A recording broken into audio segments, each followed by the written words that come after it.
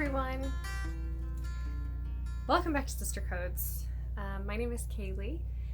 As you can tell, I am not working right now. It is the middle of the week in the middle of the workday, or I guess it's kind of like the afternoon, so towards the end of the workday, but I'm not working.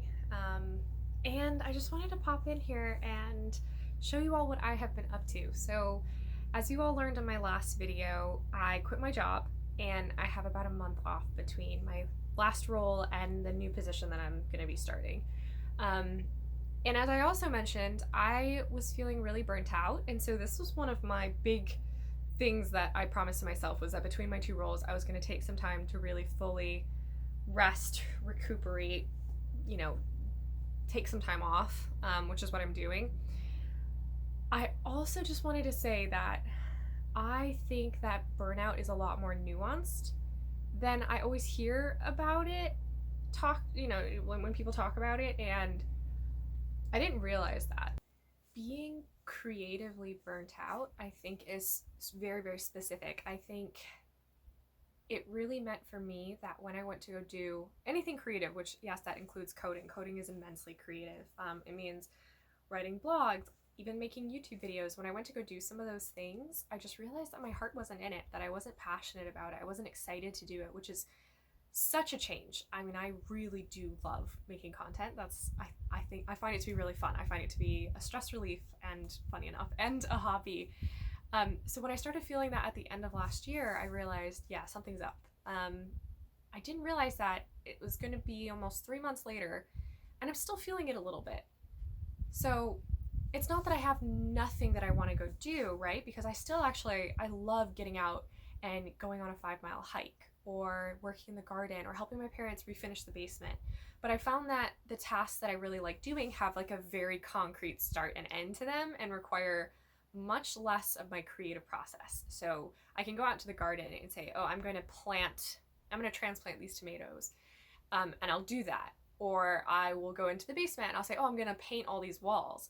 But it doesn't require me to really be, I guess, thinking creatively and solving problems. And I think that was the piece of me that got super burnt out, just because I was doing it all day long at my day job. I was doing it at my hobbies, and I was just pushing a little bit too hard.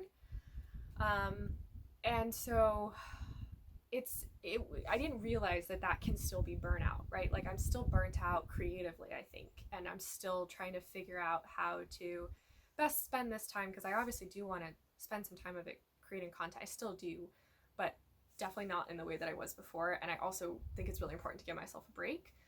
But yeah, I didn't realize that can be burnout as well. Like, it's not that I just sleep all day long and I'm exhausted, although that was definitely true at first, for sure. Now I think it's kind of evolved past that, where I'm happy to spend all day outside working, or like climbing up a mountain, which is a lot of work. But that makes me really happy, and it gives me a lot of energy and excitement to go do those things. But then I sat down to start a personal coding project, and I'm like, no, I just don't remotely feel like that's a fun thing to do, or a stress-free thing to do, which is crazy, because that's something that I actually used to regularly do, and I really quite enjoyed. So I guess if you're feeling burnt out and the way you feel doesn't fit into like a box of burnout, or the way that you've heard it described, then that's totally okay. Give yourself some space and some time to figure it out, and figure out what does that recovery process look like for you. I really think that, yeah, burnout it's just used in so many different ways. I didn't really even fully understand it, and now I'm here. The way I see it is, you almost have this deficit of time that you give yourself to relax and to kind of decompress. And it's the longer that you put off taking care of your needs and what is good for you and healthy for you, that deficit, that wellness deficit, is almost how I think of it, kind of adds up, and it's accumulating. And then when you get to a point where you say, oh, I'm going to start paying that down, it's not immediate. It's not like one day of taking a break is going to all of a sudden wipe your balance to zero. It takes a long time, and depending on how long you let things slide, it takes even longer. So I started feeling burnt out at the end of last year, so at the end of 2020, and I think that's pretty common. I think a lot of us were giving more and more and more to work.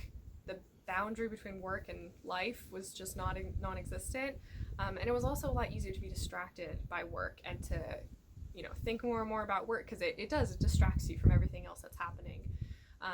But that led to me feeling super burnt out, and so once I realized that my role was contributing largely to, I guess, just unwellness in a lot of different ways and a lot of unhappiness, that I decided to look for a different job, which I'm really excited that I did. And I'm honestly gonna make a whole video about just that, because I think that was also very anxiety inducing. Like, the thing that was supposed to reduce my anxiety ended up being much more anxiety inducing in the short term. Long term, it's paid off, obviously.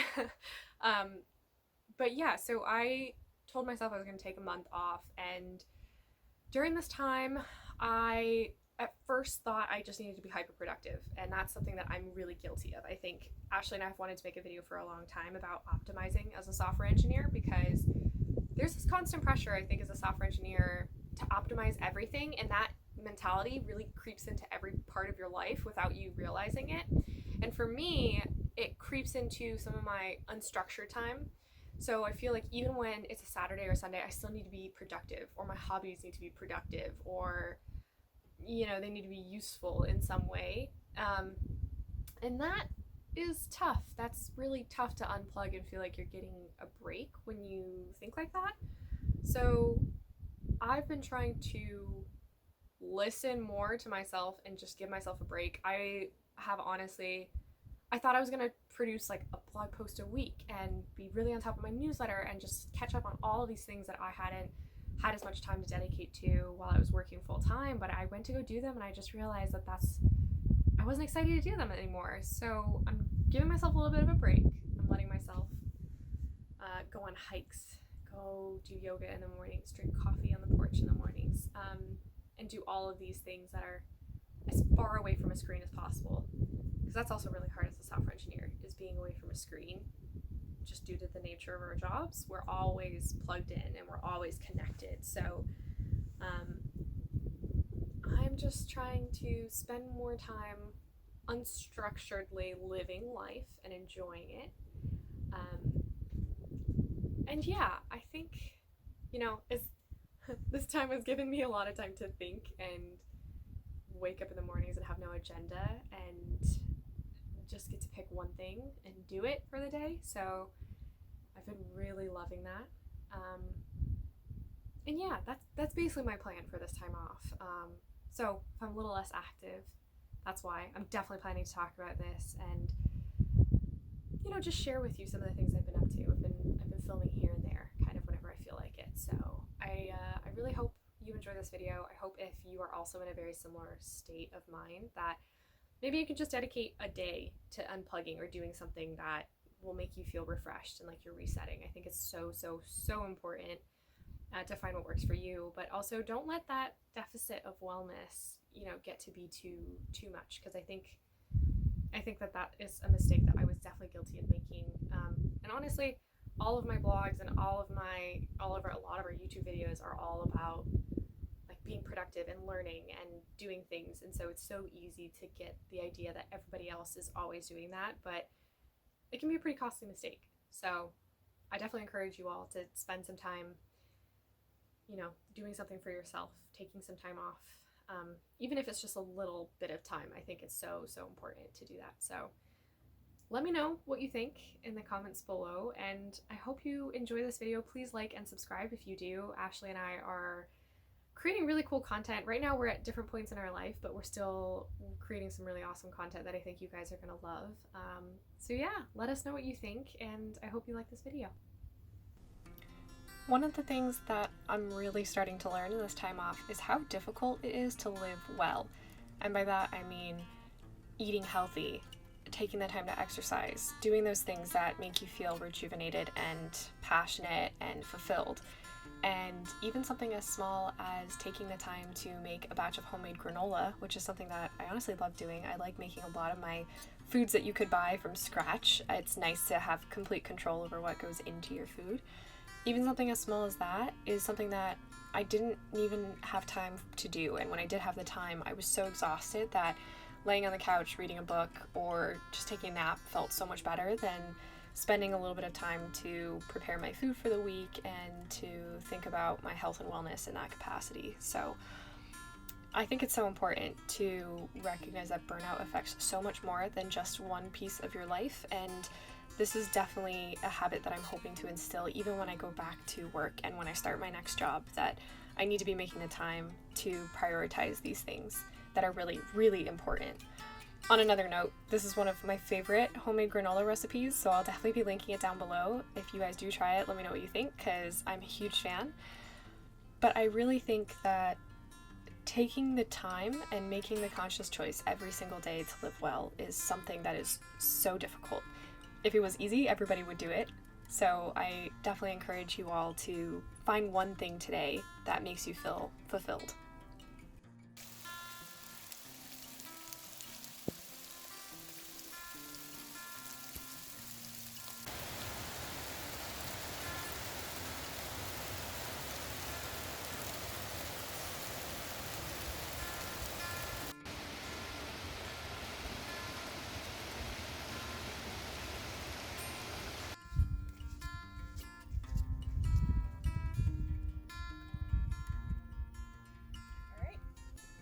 Whether you're sitting atop a mountain or comfortably at home, I hope you all enjoyed watching this video. Please give it a thumbs up and subscribe, and we will see you back here next week with some more exciting content.